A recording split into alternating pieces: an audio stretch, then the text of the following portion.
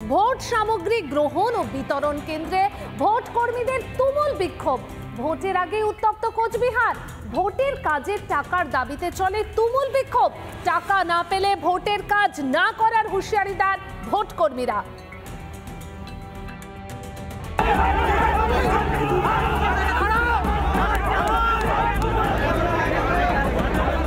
রাত পোহালেই ভোট, তার আগে কোচবিহার ও দিনহাটায় ভোট সামগ্রী বিতরণ কেন্দ্রে তুমুল উত্তেজনা।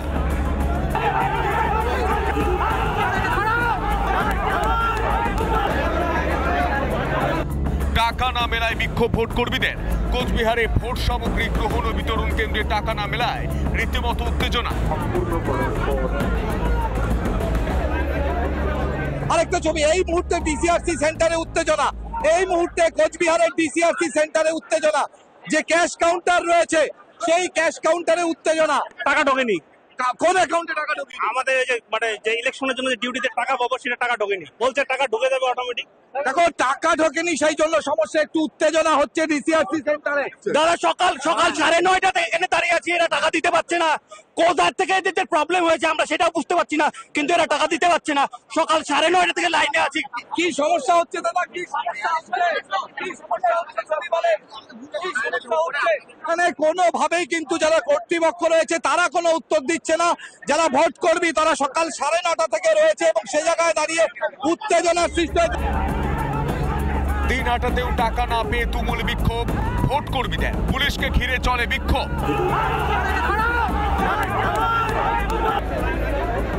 দিনহাটা কলেজে বিক্ষোভ ভোট কর্মীদের, যারা ভোট গ্রহণের জন্য বিভিন্ন ভোট কেন্দ্রে ভোট কর্মী হিসাবে কাজ করবেন, তারা অনেকেই তাদের যে সাম্মানিক সেই সাম্মানিক পাননি এমনটাই অভিযোগ করছেন। এবং এই মুহূর্তে দিনহাটা কলেজের বাইরে কার্যত উত্তপ্ত পরিস্থিতি। ভোট কর্মীরা তারা বারবার প্রশ্ন তুলছেন তাদের জন্য বরাদ্দ তাদের যে সাম্মানিক সেই সাম্মানিকের টাকা গেল কোথায়, এবং যতক্ষণ না তারা তাদের সাম্মানিক পাচ্ছেন তারা ভোট কেন্দ্রে যাবেন না, এমনটাই সাফ বার্তা বিক্ষোভরত ভোট কর্মীদের। আমি যে দুদিন আমার যে খরচটা আছে কোথা থেকে পাবো বলুন? যিনি রয়েছেন তার ন্যূনতম সৌজন্যতা বোধ থাকলে এসে আমাদের সঙ্গে কথা বলতেন। ওখান থেকে বলেছে যে আপনারা ডিসিআরসি যান, ওখানে হয়তো পে করবে, কিন্তু আজকে এখানে আসার পর সেম ঘটনা, ওনারা আবার সেটা আলবানো শুরু করেছে। জেলা শাসকের কাছেও দরবার করা হয়েছিল, তাতেও সমাধান হয়নি। দিনহাটা কলেজের ভোট সামগ্রী বিতরণ কেন্দ্রে কার্যত ভোট কর্মীরা চোর চোর স্লোগান তুলে প্রশাসনের কাছে মূলত তারা দায়ী করছেন জেলা শাসককে। জেলা শাসক এবং এসডিওর কাছে তারা কেন তাদের সাম্মানিক পাননি সেই প্রশ্নের উত্তর বারংবার জিজ্ঞাসা করছেন। সব মিলিয়ে ভোট গ্রহণের আগে উত্তপ্ত কোচবিহার। রিপাবলিক বাংলা।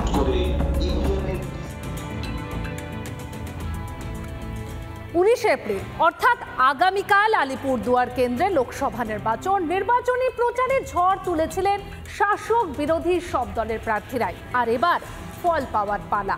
ভোটের আগে চলছে শেষ পর্বের প্রস্তুতি।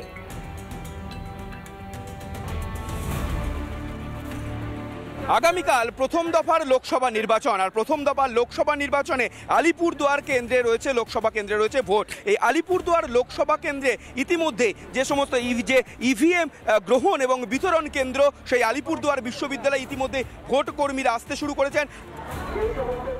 আলিপুরদুয়ার বিশ্ববিদ্যালয়ের মাঠে ভোট সামগ্রী গ্রহণ ও বিতরণ কেন্দ্রে সকাল থেকেই ভিড় ভোট কর্মীদের। আলিপুরদুয়ার লোকসভা কেন্দ্রের 7টি বিধানসভায় মোট বুথ সংখ্যা 1867টি।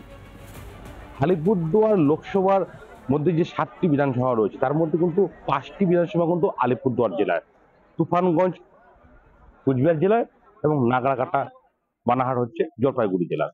এবং আলিপুরদুয়ার যে জেলার মধ্যে যে 5টি বিধানসভা, সেই 5টি বিধানসভা করা হয়েছে কিন্তু আলিপুরদুয়ার বিশ্ববিদ্যালয়। আলিপুরদুয়ারের পার্বত্য এলাকায় ভোটের জন্য রয়েছে বিশেষ ব্যবস্থা। ইভিএম সুরক্ষার জন্য এক বিশেষ ব্যাগ পাঠানো হয়েছে উত্তরাখণ্ডের মুখ্য নির্বাচনী আধিকারিকের পক্ষ থেকে। ইভিএম মেশিন নিয়ে যাওয়ার জন্য বিশেষ ব্যাগ রয়েছে। এটা প্রধানত ওয়াটারপ্রুফ, অর্থাৎ এখানে ওয়াটারপ্রুফ ব্যাগ, এবং যে কোনো পার্বত্য এলাকায় যখন যাওয়া যাবে সেক্ষেত্রে যাতে দীর্ঘ 3 থেকে 4 কিলোমিটার পাহাড়ি রাস্তা যাতে এই ব্যাগে করে ইভিএম মেশিন ভোট কর্মীরা নিয়ে যেতে পারেন, তার জন্যই এই ব্যবস্থা করা হয়েছে। এবং কোনোভাবে পড়ে যায় তাহলে সেক্ষেত্রে কোনো রকম সমস্যা না হয় সেদিকেও নজরদারি করা।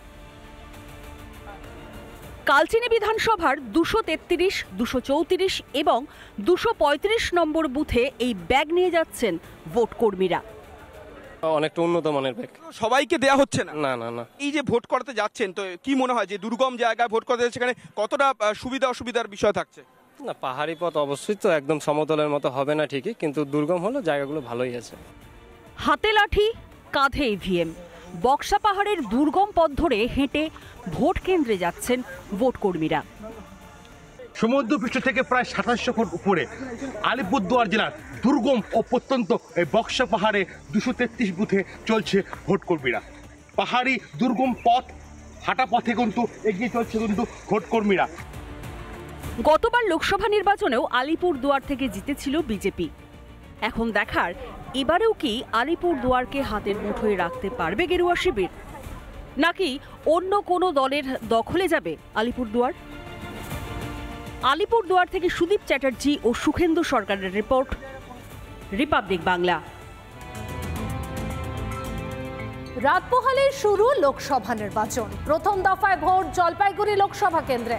মোট 1904টি ভোট গ্রহণ কেন্দ্রে রয়েছে জলপাইগুড়িতে। ভোট করাবেন প্রায় 9500 ভোটকর্মী।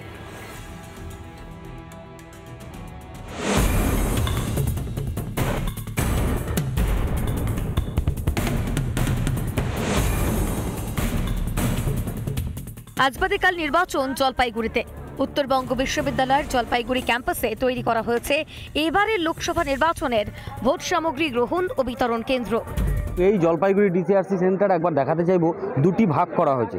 এখানে রয়েছে জলপাইগুড়ি, রাজগঞ্জ এবং ডাবগ্রাম, ফুলবাড়ি। এই তিনটি বিধানসভার যে ভোটকর্মীরা যাবেন তারা এই ডিসিআরসি সেন্টার থেকে যাচ্ছেন, এবং ঠিক ওপাশে আরেকটি করা হয়েছে যেখান থেকে ধূপগুড়ি এবং ময়নাগুড়ি, এই দুইটা ডিসিআরসি সেন্টার ওই পাশে রয়েছে, ওখান থেকে ওই কর্মীরা যাবেন। 1904টির মধ্যে 149টি ভোট কেন্দ্রই মহিলা পরিচালিত।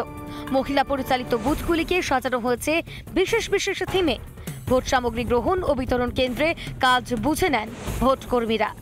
ভোটের শেষ মুহূর্তের প্রস্তুতি পর্বে কড়া নিরাপত্তা ব্যবস্থা।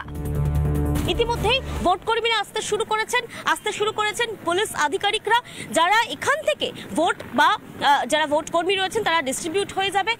সেখান থেকে তারা বিভিন্ন আজকেরই কিন্তু বুথে বুথে পৌঁছে যাবেন। তারা তৈরি করা হয়েছে স্ট্রং রুম, ত্রিস্তরীয় ব্যবস্থা থাকছে, সঙ্গে ওয়েবকাস্টিং এর প্রত্যেকটা বুথে ওয়েবকাস্টিং এর ব্যবস্থা থাকছে।